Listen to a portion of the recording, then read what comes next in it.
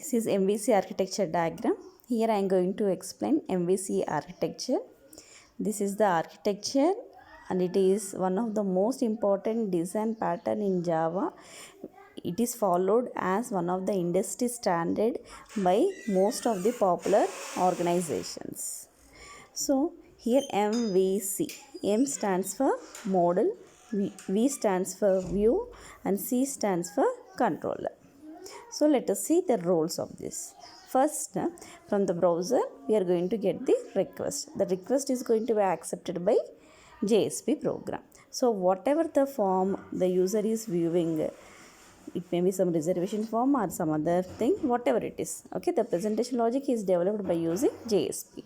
Next, so whatever you have entered in the presentation logic, the data I have to take it to the processing logic or the business logic.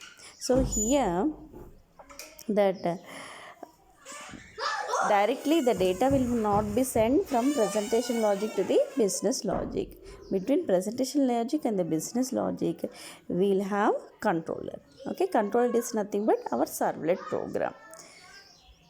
So the presentation logic, whatever you have entered in the presentation thing, the data will be captured by controller and the data later it will forward to the business logic. So if needed, in this business logic, it will get connected with the database, and from database the needed data it is going to get it back and it will process it, and finally the result again it is going to give it back to our web browser in the form of JSP, but the entire process it will go with respect to the controller.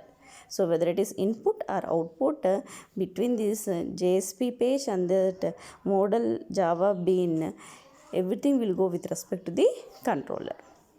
So now it is clear that JSP is going to contain presentation logic and integration logic is kept in servlet, and it is also called as controller, and the business logic or processing logic will be kept in Java bin, which is acting as model. Here this design pattern it became more popular because there is clean separation of roles. Okay, there are three different roles here. Those roles are represented by model, view, controller. So business logic, presentation logic and integration logic. So whatever logic you have to put regarding presentation, everything will go in JSP. So whatever logic you want to put regarding processing, it will go in Java bin, and whatever logic you want to put it with respect to this integration logic, it will go in this servlet. So there is clean separation of roles between model, view and controller.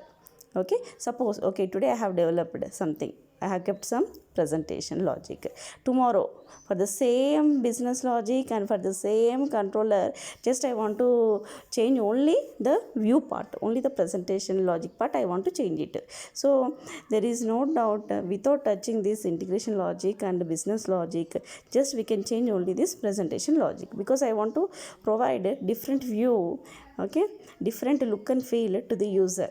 So day by day requirement, depending upon the day by day requirement, we can change it.